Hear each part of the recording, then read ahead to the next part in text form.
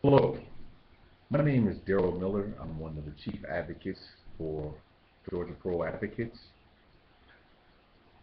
We will embark upon a series of free seminars that are being broadcasted via YouTube so that we can access more of those who need our assistance, who have family members and or loved ones incarcerated in the Georgia Department of Correction System, Georgia County jails, and or affected by previous convictions. I'm going to go over a summary of some of the provisions and the obstacles that exist with the Georgia Parole Board system, and then we will cover some of the things that can be done and provisions that exist that assist those who are trying to access privileges and rights that are available through the Georgia Department of Correction, the Georgia Parole Board, and Georgia County jails. One of the things we're going to go over is what we are calling here Georgia Parole Board 101. And Georgia Parole Board 101 is to go over some of the basics and also to clarify some of the erroneous information that has been presented in the process of incarcerating your loved one.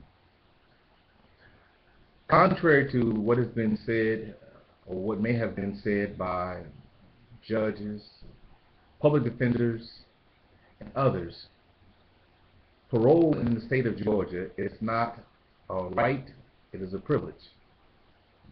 So whatever has been said in terms of that your loved one will serve only so many years and then they'll be eligible for parole or they'll make parole should be considered just that. They may make parole eligible. And we don't mean to be negative or to scare you off, right? But we want to basically start off from giving you correct and accurate information that concerning your loved one coming up for a specific time, coming up for parole, and they're supposed to make parole during that time. That is not necessarily the case or true in all cases. Again, we've seen those who come up for parole who have served less than a third, and there are those who serve almost 98% of their sentence before they make parole, given the same sentence. All right? So that's the first thing we need to understand and know, that parole is a privilege, not a right. All right? For those who are sentenced to serious felony, such as kidnapping, rape, child molestation, aggravated assault, not aggravated assault, but aggravated child molestation, aggravated sodomy, these crimes, actually, there's no eligibility for parole until one has served minimally at least the mandatory minimum of that sentence. So there's no discretion in those cases. All right? So if your loved one has a sentence as such, understand that unless they fall into some of the exceptions that we may go over later on, then great likelihood will have to serve a majority of their sentence, if not all of their sentence.